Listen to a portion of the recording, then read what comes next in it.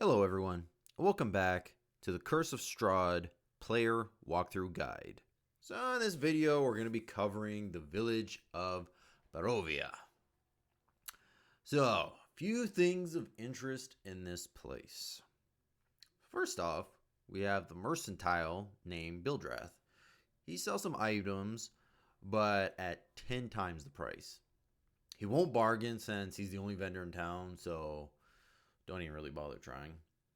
And if you give him a hard time, he'll bring out his nephew, Periwimple. Now, he's a gladiator. And depending on the level you're at, this is probably a pretty deadly encounter. So I wouldn't even try to mess with him. Skip all this altogether. If you do fight him, I would suggest using spells that attack his intelligence. It's lower than 6, so that would be your best option. You'll come across a tavern at some point, and in here you'll find an NPC to join your party named Ismark. There's a few other things, but that's pretty much the main thing about this place. There's a mansion with a woman named Irina. Now she'll only open the door if Ismark is with you, or you can try to do a DC 15 deception or persuasion check to get her to open it. There's a church. So eventually in here you'll do some exploring and you'll come across a trap door that you can try to open with a DC 12 strength check that leads to a staircase.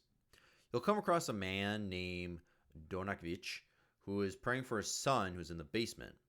Now his son has the stats of a vampire spawn because he's kind of possessed and all that. So up to you what you do here. You can kill him or try to figure out a way to help him. If you do decide to fight him, this is a very deadly encounter for level 1 characters. I wouldn't attempt this unless you're at least level 2 or 3. If you do fight him, don't use anything necrotic against him, and you'll need magical weapons to do full damage to him. If you can, use any spells that can create sunlight to weaken him or produce running water. In sunlight, he'll have disadvantage on attacks and ability checks, and if he ends his turn in running water, he'll take 20 points of damage automatically. Now, the last thing about this town that you might come across is an old woman named Morgantha. She'll be walking around, talking to children, giving pastries, whatever.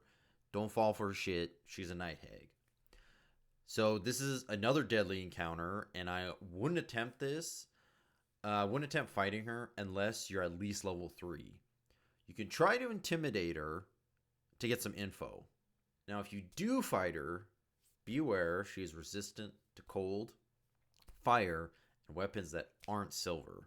She's also immune to being charmed. She has advantage on all magic saves and can polymorph.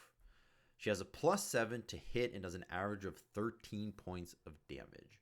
So she could mess up your party if you're not careful. So I would suggest maybe try not to antagonize her too much. But you could get some info that might be useful to you in the future.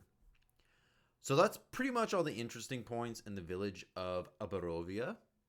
And that'll be it for this video. So come back in the next one when I will go over the town of Villaki.